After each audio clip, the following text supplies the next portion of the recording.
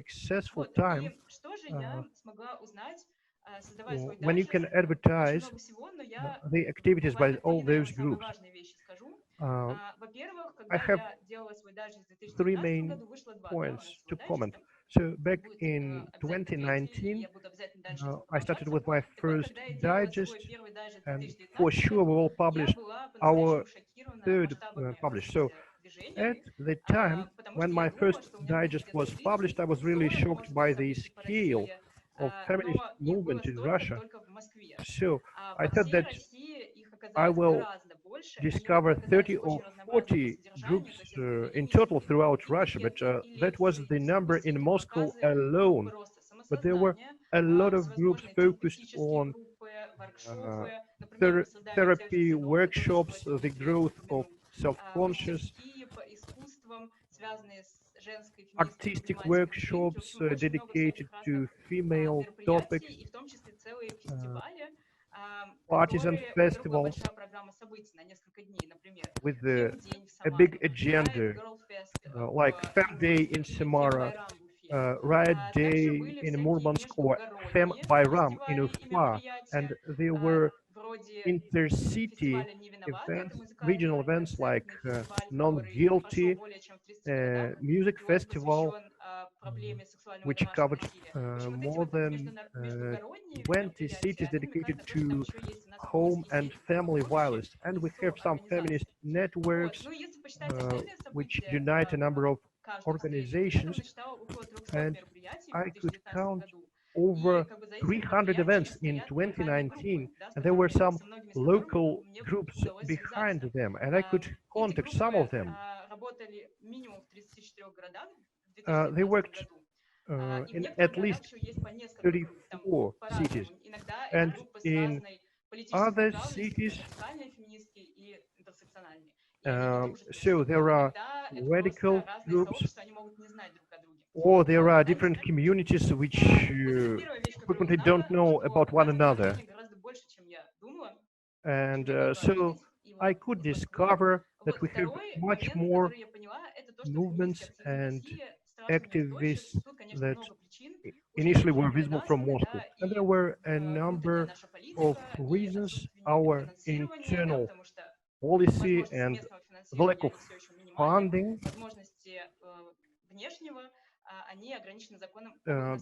because we have that law on foreign agents that restricts our activities.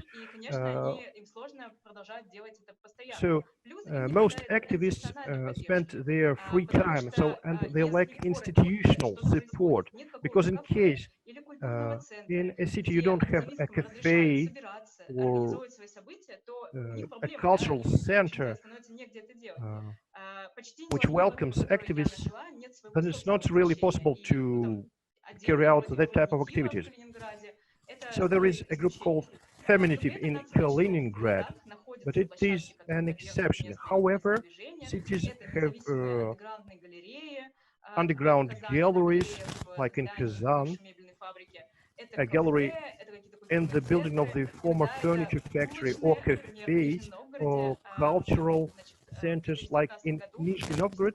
In 2019, there was a feminist festival in a bakery, and then baked some special buns for donations to the Nizhny Novgorod Female Crisis Center. And if you don't have spaces like those in a city, so that can be a problem. And also, well, there is an influence of laws like the law on propaganda of non-traditional values. And I'm not talking about just pussy rights. For instance, in 2018, the investigations committee initiated a case against Lyubov Kalugina from Omsk. And in 2019, they started to persecute Anna Dvornichenko, a gender researcher from Rostov-on-Don. So in the Southern University, and she was a student of that university, she initiated a series of lectures on LGBT, and she had to leave the country because she was persecuted by Center E of the FSB, and also there were local groups like Cossack groups which chased her, and she had to emigrate. And we have a case of Yulia Tsvetkova from Komsomolsk-on-Amur. So she was accused of propaganda and spreading and sharing pornography.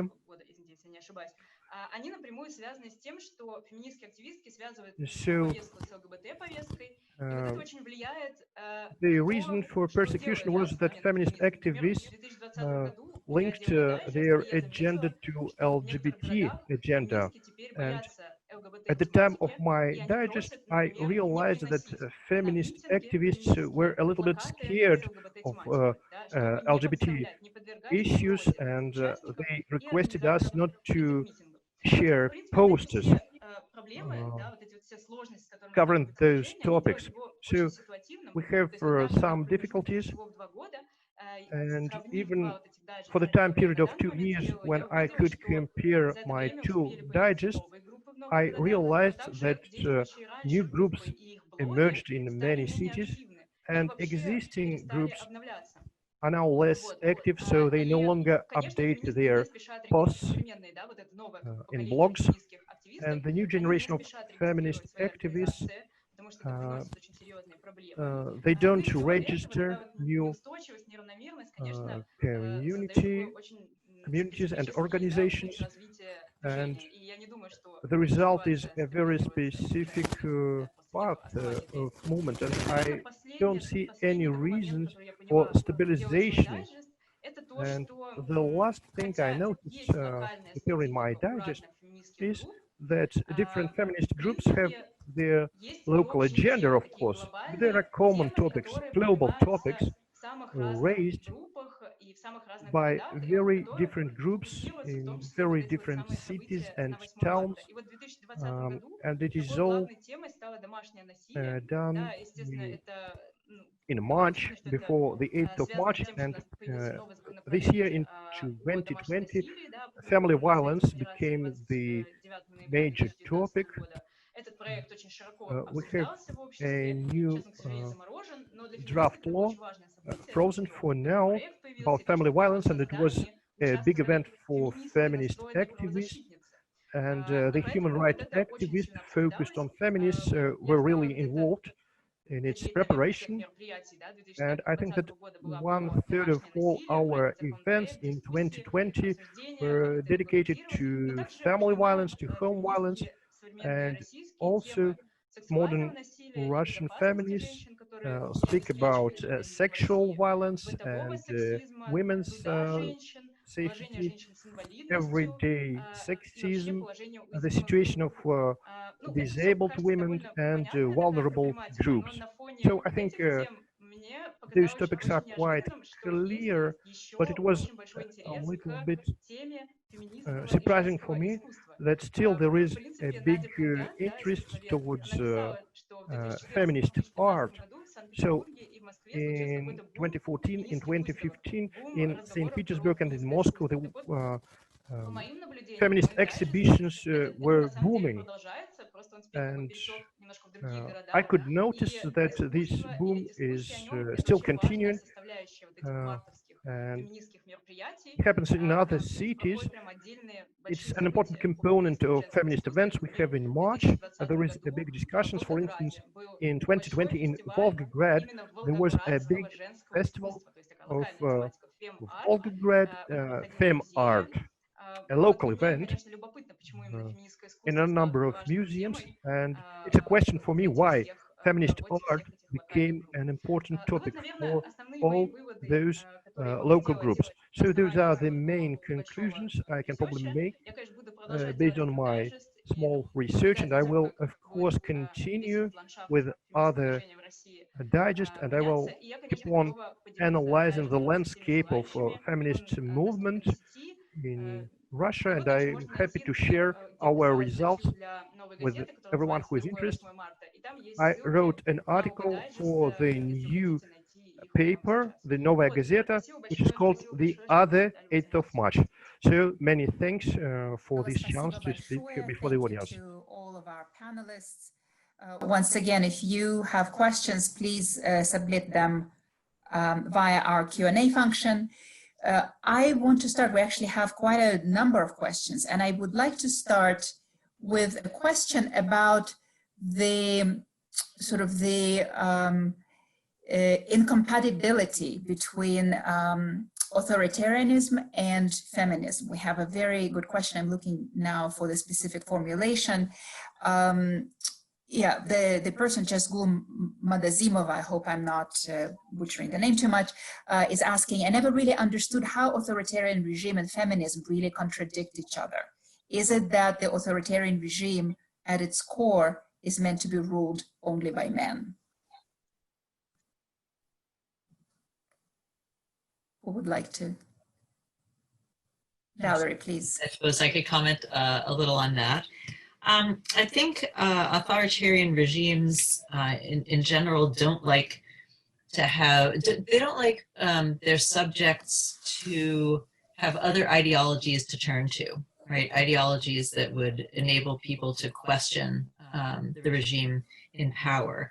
I think in this case, you know, I think in the Russian case, and I think this is probably true in many countries, including the United States, feminism just sort of erodes the socially constructed legitimacy of the people in power, right? It says that we should question masculinity as a value. We should question strength. We should, you know, question the use of violence. There are a lot of elements that I think feminism, you know, and there are lots of different kinds of feminisms too, I suppose. But I think it goes beyond just the idea that women shouldn't be in power. I think it has a sort of broader implications about a critique of power. And having said this, Dmitry, I actually want to ask you, perhaps you could elaborate a little bit more. I don't know if it relates to what Valerie just said or not, but I'm still very curious why it is that it was specifically this women's group that triggered this, the exile, because at the time, as you mentioned, so many other groups already existed, dissident groups, Samizdat groups. I believe at the time, for example, Natan Sharansky, who I just interviewed, was already in prison, and what he wanted was to leave the country, and they wouldn't let him. So what was it about this group that provoked such a reaction? Okay, so with your permission, I would like to answer in Russian. I believe it's not, so the story has not been completely told. For authors were sent to exile, and I think this decision was made at the level of the Committee of the State Security, the KGB, at the level of Andropov. And these tactics were applied to other women, like Natalia Maltseva was arrested and kept in prisons for 4 months. Also, Natalia Lazareva was arrested twice. So the tactics was centered on splitting the group into parts. So those activists who stayed in Leningrad, they experienced a lot of interrogations and were searched by KGB. And as we know, when you have a group of political activists, so there are different methods of pressure. So you can send one person to the prison and another one to the mental asylum, and send the third person to an exile just to erode the group. This is what they did with the activists in the Jewish movement, the same exact thing. So they sent Sharansky's wife, for example, to Israel after a day of 24 hours after they got married, and then he was in jail for 9 years. So it's kind of the same idea to undermine, demoralize people. Makes sense to me. We have a question from Olga Oliker. How do you think the goals of Soviet Russian feminism have changed over the decades? Who would like to address that?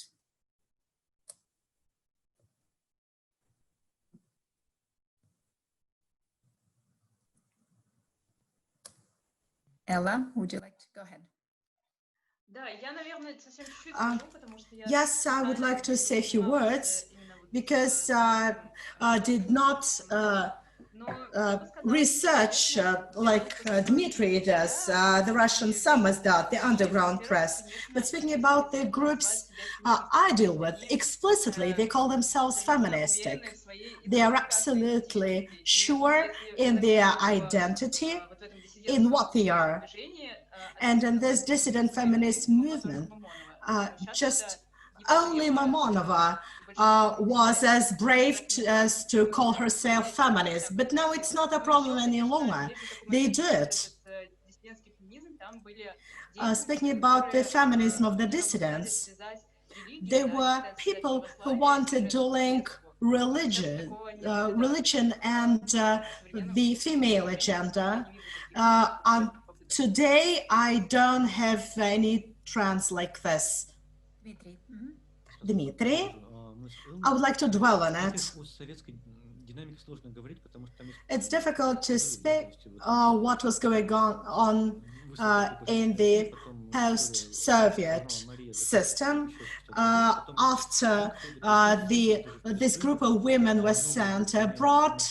Then after the perestroika, there were new groups and they called themselves feminists. Speaking about the religious component, Ella is right to say that only Tatiana Mamonova really called herself feminism. For the rest of the group, it was just a matter of combating the Soviet regime, which, besides all the other terrible things, was violating the rights of the females, of women. Maria was more about this. Speaking about religion, how to be free through a religion. This is not the topic of our debate of today, but for that circle, when there was a movement of religious violation, and they wanted through humility and through just submission come to freedom. And that was the same generation actually, but absolutely different groups. But speaking about feminists, it's quite a different thing. Ella probably knows better this issue. So religious agenda was not probably the most popular. Thank you so much, Dmitry. Valerie, you wanted to add something? A little in the middle. In the 1990s, one of the things that I thought was interesting when I was doing my dissertation research in the mid-90s was talking to, I interviewed women's groups, mostly the leaders of women's groups. And aside, as I said from my presentation, aside from a very small number of women who did identify explicitly as feminists, many women's group leaders said, oh no, I'm not, I'm not a feminist. And so I was, what does that mean? Like, what does feminist mean to you? And it meant, the sort of things that you would expect, that it's a bourgeois phenomenon, right? It doesn't apply here in Russia. It means you hate men and that you want to live separately from men. It means that you're a lesbian. And, we don't hate men. Under the Soviet Union, everyone was repressed. And so I think that there's some element of that, of those sort of misconceptions about feminism that also had to be overcome. Thank you very much. We have some questions that are referencing the kind of the history of the feminist movement in the Soviet Union and in Russia. So one of them is from Janet Johnson, who is asking about the Soviet Women's Committee that Valerie, I believe you described as being, or I'm quoting Janet's question, as being kind of a fake women's organization. So she is putting it in light of the revisionist history of the Bulgarian and Polish socialist women's organizations. Was the Soviet Committee fundamentally different from similar groups in Central and Eastern Europe? Or were there roots of feminist critiques and practice in the Soviet Women's Committee?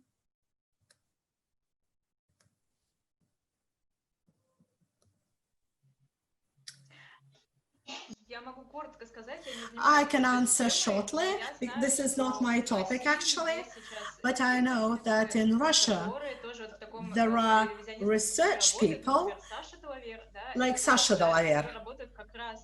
They work with the documents of the Soviet Women Committee, and they try to show that was not a fake body, that they still conducted a lot of work, and they saw themselves as protecting the women's rights. Sasha is an interesting person. Probably you will invite her next time, and she will share with you probably how in some official Soviet journals like Rabotnitsa, there were discussions about sexism, about the approach to women as to an object. So this official women's organization will probably not just complete fake, and it is not only dissidents who could really express feminist idea. I think that's absolutely right, and I do remember poring over issues of Krestyanka and the Rabotnitsa during Perestroika, and indeed there were a couple of articles, you know, about domestic violence, but especially tied to alcohol, you know, that sort of thing. Kristen Godsey has written a lot about what the Soviet Women's Committee was doing abroad. And I think that's, you know, really interesting. It's something that I haven't, I mean, she was looking at, you know, the Bulgarian Women's Committee, but it's something I haven't looked into at all, but I'm glad to know that people are researching that, because that is really interesting. Great. We have a question that refers to the relationship.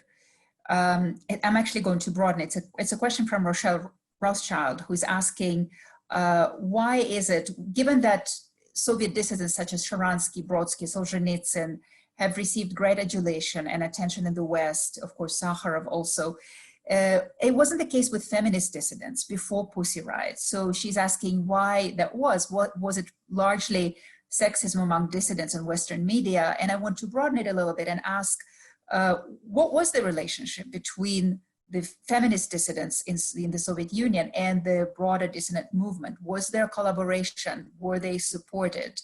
Who would like to address that? Please, Dmitry.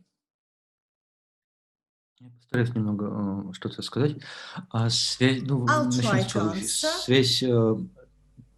женщин-феминисток, да, и ленинградских, и большого прозрачного движения, она, безусловно, была, и не только в том, что там хроника текущих событий или журнал «Сум». And other dissidents movement was not only described in the underground press. Also, there were memories by different people who shared that they went to Moscow and they saw Tatiana Daroich, if I'm not mistaken, but some human rights advocates, those who were still free, not in prison and in Moscow. And that was 1970s. That was a crisis time for the protests. Speaking about Sakharov and Solzhenitsyn, their generation was no longer part of the relevant, combating political instability and unfairness. But there was Galina Grigorieva and Sokolova. They referred human rights advocates, the women in Moscow. Speaking about the Western perception, I don't think sexism is the point. The big political agenda has changed. So 1985 was the book by Alexei, and that was the point for the dissidents movement in the Soviet Union.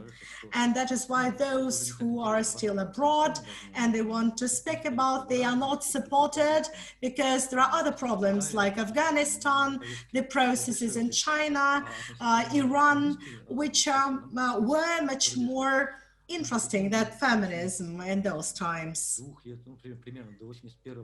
Until 1981, Tatiana Amonova, who was still in contact with the Western feminists,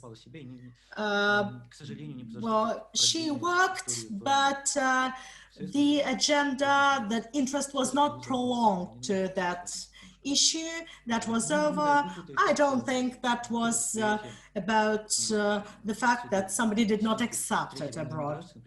Speaking about the third migration wave, part of which was Solzhenitsyn, who was not a feminist, but he welcomed the addition by Maria, and he wrote well, that was in German. So for him, it was also a matter of combating the Soviet politics. I could just add a little on that. In the present period, my colleague Lisa McIntosh Sundstrom at the University of British Columbia and I, with our Turkish colleague Melike Sayoglu, wrote, we did a research project on Russian and Turkish gender discrimination cases at the European Court of Human Rights. And there were very few Russian gender discrimination cases. And one of the reasons for that was that the sort of women's rights network and the human rights network in Russia are pretty separated. And I think that's kind of characteristic of human rights networks around the world until fairly recently. And when we would ask, when we interviewed human rights organizations in Russia about, basically women's issues and why aren't these sort of more part of your organization, they would say, well, we focus on fundamentalные права, like we focus on the sort of fundamental rights. Well, what do you mean? Well, we mean like freedom of assembly, freedom of speech, physical integrity rights, right not to be tortured, ethnic minorities, and interestingly, LGBT rights. But they tended to see women's rights as being more social rights, sort of outside of the sphere of human rights. Now that has changed, and the newer organizations are the ones that are actually bringing domestic violence cases to the European Court of Human Rights, like Valeria Volodina's case. So that is definitely shifting in the most recent times. But I think up until then, there were sort of two distinct networks. Okay, anybody else? Ella, no? Okay, then I will move to the next question. So I want to ask you a question that came from Elizabeth Wood, who is asking about the long-term effects of the Soviet claim to have solved the so-called woman question. So Elizabeth is asking, how might that have helped and hindered the development of today's feminism? And do you think, looking back, that the work of Zhena Diel in particular had long-term benefits, or was it really mostly without any positive benefits?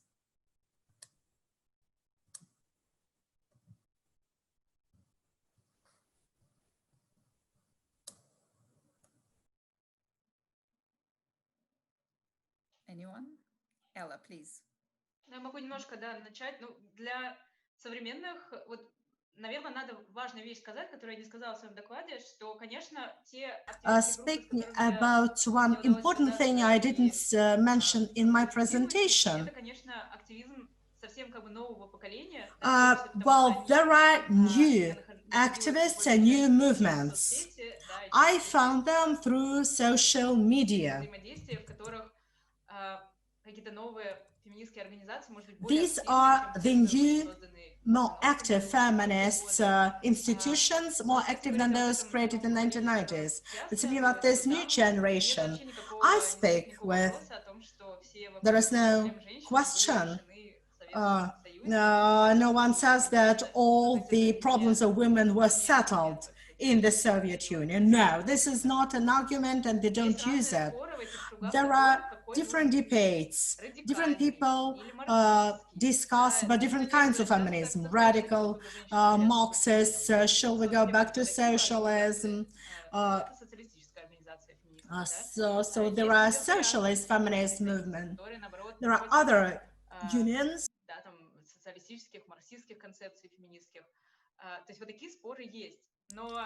Who support socialist ones. There are others who are opposed them. But today there is a consensus approach that the human rights problems are here. We have a question from Julian first, and I think it correlates with some other questions that are kind of along these lines. A question about second wave feminism of the 1960s and 70s. So Julian writes that second wave feminism never quite made it to Russia, Soviet Union, except for the few groups that Dmitry Kozlov mentioned. But then in the 1990, 2000s, Russian feminism jumped straight into gender rather than women's question. Do you agree with this impression? And if yes, why do you think this was? How does it affect Russian feminism's character today?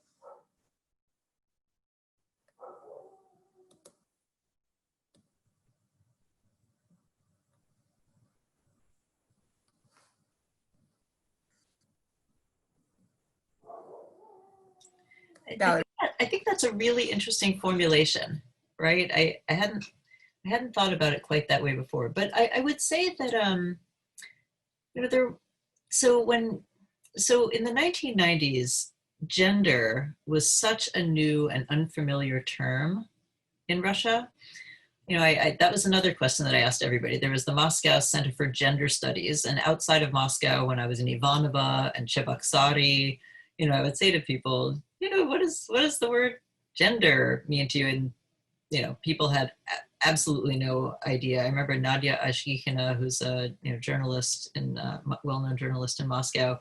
She was finding that she would use the word gender and it would be changed by her editor to tender, because that was like another new word, right?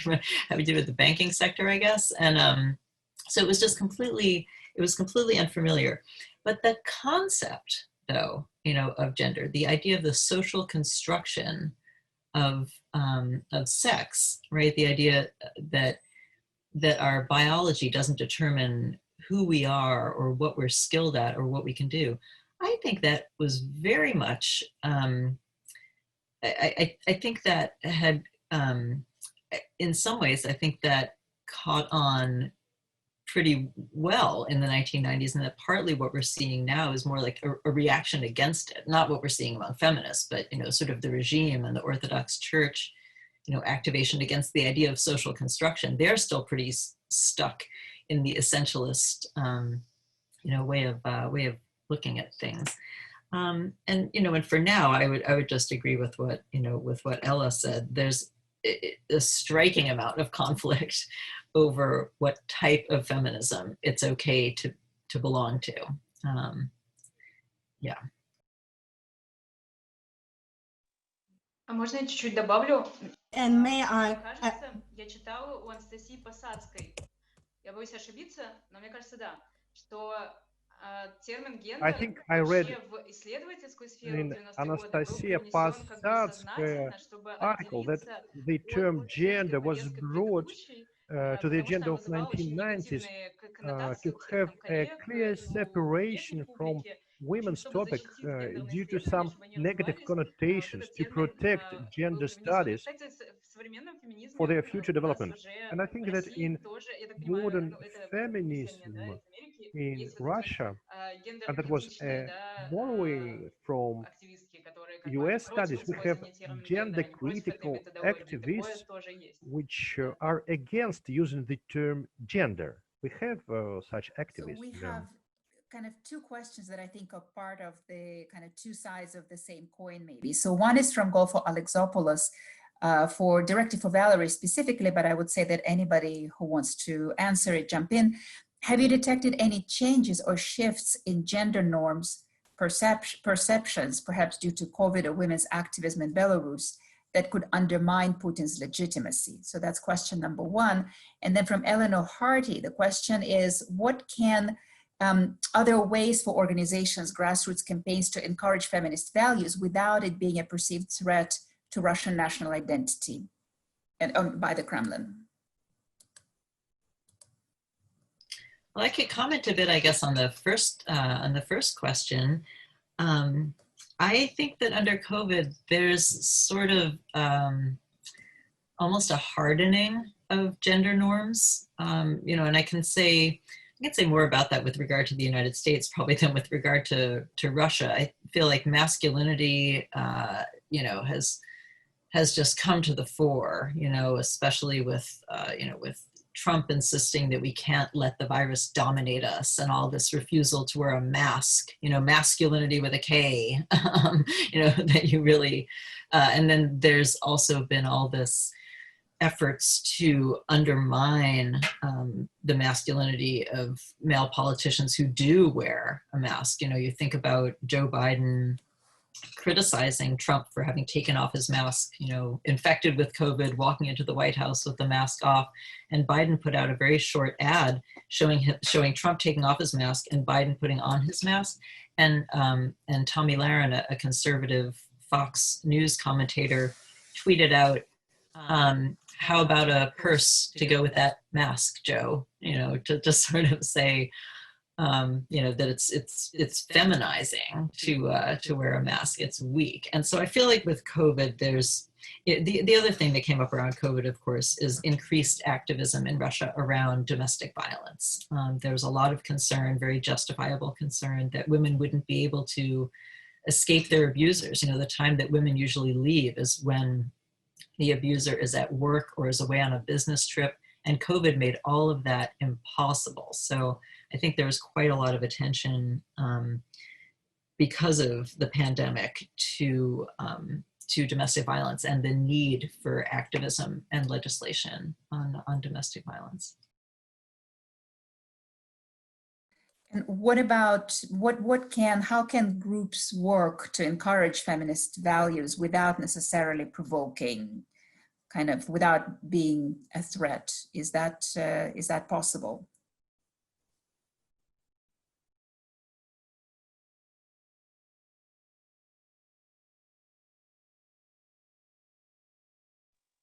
Ну, если о Well, современных группах речь, if we would talk about то, ну вот как modern раз я немного говорила о том, feminist что groups, современные феминистские группы I think некоторые, да, I пытаются, mentioned например, that от modern ЛГБТ-повестки feminist groups try отделиться, to чтобы чтобы пытаться не выглядеть be такими опасными, да, stay away как-то from немножко LGBT маскировать agenda, свое just to такой disguise разрушительный, не знаю, потенциал, да, в the глазах многих. destructive Вот. potential in the eyes of Еще, ну, other конечно, people. And замена also, слова феминизм на the просто word слово женское, feminism да, женский, там, is often женская проблематика. substituted Но, честно говоря, by мне кажется, the что word в современном феминизме, то есть у female меня есть topics. ощущение, но But I believe так как я that не in исследую этот вопрос, я не modern уверена, feminists, I'm not a что researcher, в 90-е годы, да, but back активистские in группы the 90s, еще the считали, что groups они of смогут activists как-то still договориться и believed с that they could публикой, да, и с какими-то come to an государственными agreement организациями, with и the искали general возможности вот public этого компромисса. and with the Но government я не уверена, organizations, and что they were современные looking for a феминистские compromise. But I don't группы, believe that today's они вообще feminists, предполагают, что такой компромисс they really возможен, и believe что that the вот точка compromise is невозврата possible at еще не all. пройдена.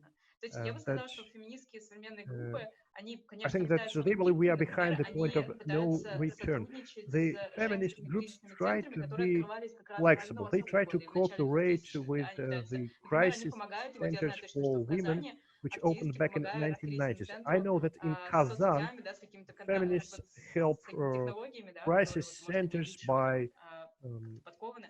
Вот. high tech, И, by то есть они не совсем social отделяются media от coverage.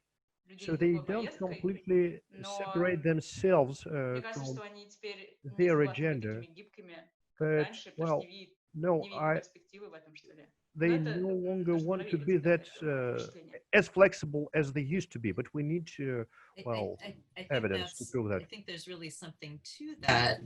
You know, thinking about how feminist groups can, you know, work to encourage their values without being a threat. I think in the 1990s, the language that didn't work was the language of equality, because that was, as you were saying before, the sort of the Soviet language, and nobody wanted to hear about, you know, nobody wanted to hear about that. So the language that that was adopted was the language of human rights, and specifically like Hillary Clinton's line, I think at Beijing in 1995, women's rights are human rights, and that seems very kind of innocuous. You know, women are people. Like who's gonna object to that?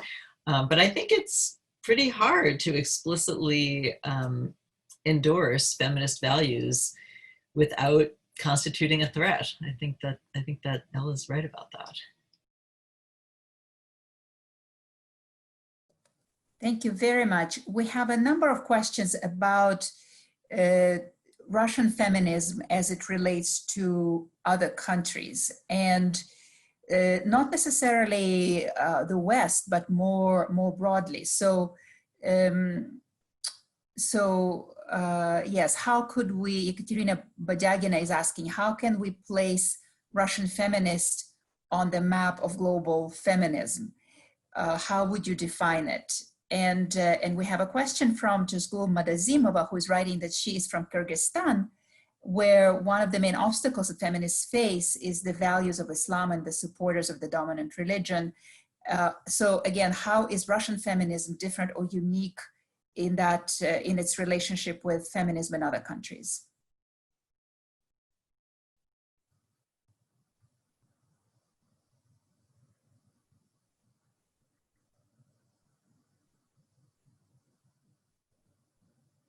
Anybody would like to start?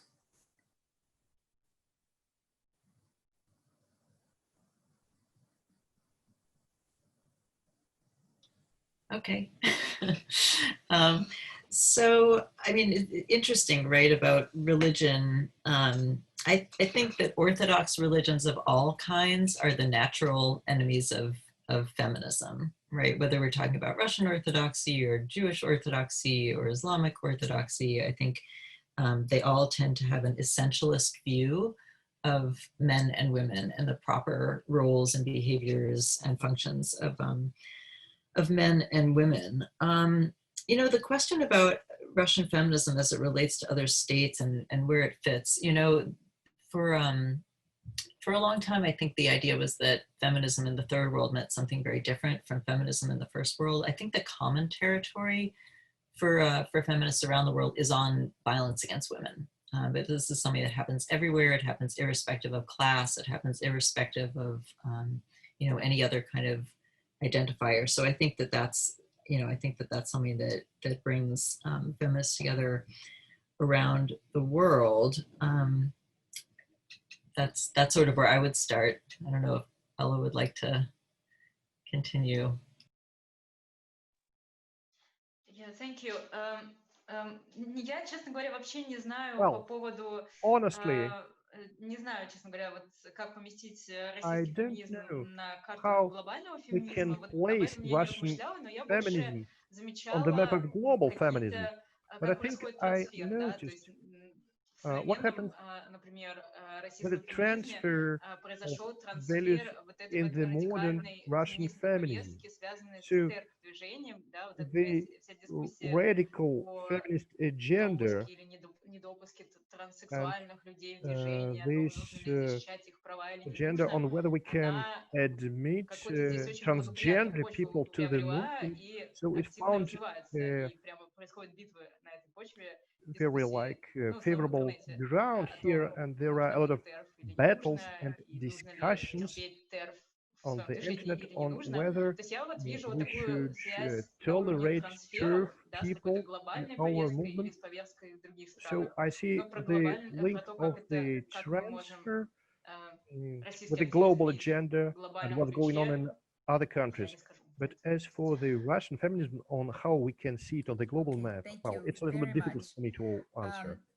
We have a question that maybe, Dmitry, you could address briefly. Of course, Alexandra Kollontai is one of the best known figures in the Russian kind of early feminist movement. And the question is, and I'm going to broaden it a little bit, is what has been her influence? Is it possible to pinpoint her influence in the development of feminism in Soviet times, that, as you studied it, and how about today?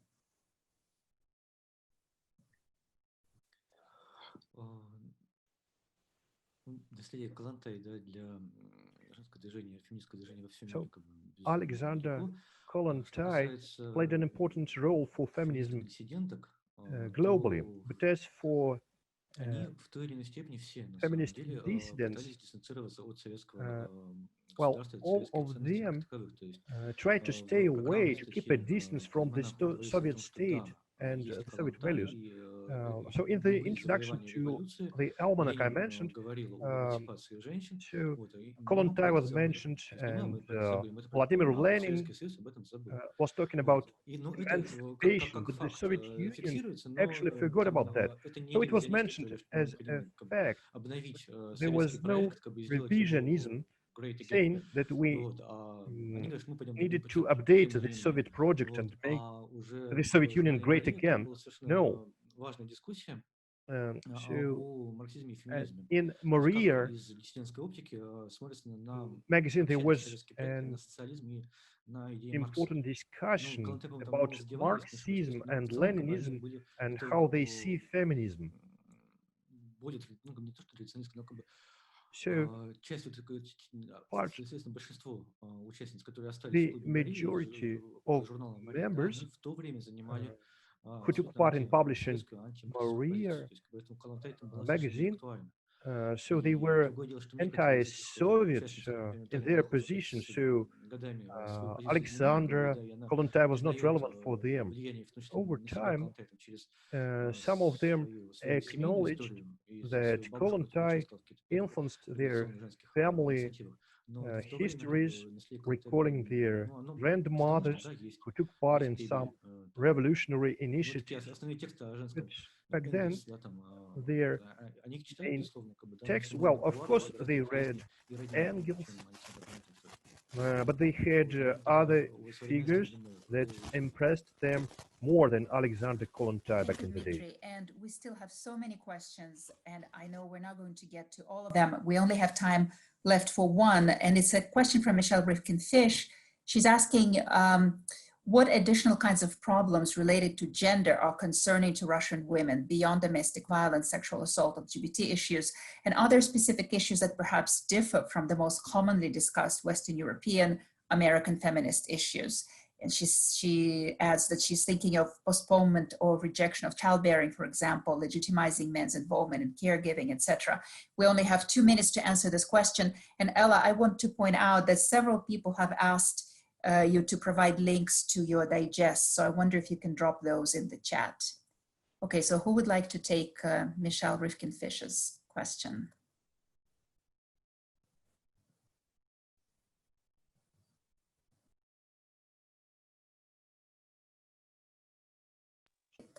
Ella is probably giving her, Ella, go ahead.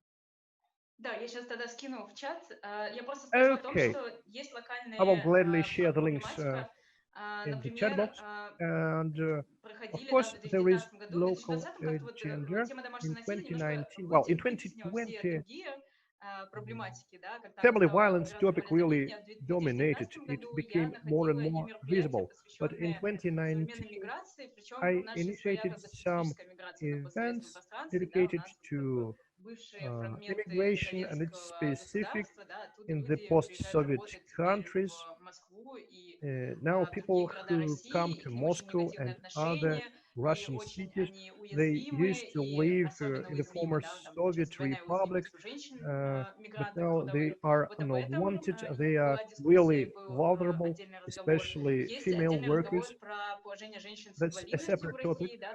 Another important topic is the attitude towards disabled women, and we had 2 festivals in Moscow, Women, Disability, Feminism.